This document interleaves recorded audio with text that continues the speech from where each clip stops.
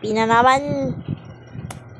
Ang batang happy kasi may new toy na naman siya.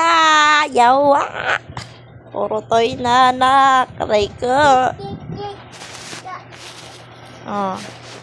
Nagpunta ng binyag. Bumili kami ng pangregalo. Tapos, kasama ko siya. Dalawa lang kami. Turo din siya ng turo. Iyak-iyak siya. Ayan siya. Tuwan-tuwa man. Oh. Ano yan, nak? Ano yan, nak? Truck. There's a truck. Asan yung truck ni Papa dyan? Where's the dump truck? Diba? Busy na naman siya. Ang dami niya na. Ayan o. Lalaki yun. Ayan po. Oh, ayan. Sige daw. Tuwan-tuwa ang anak ko.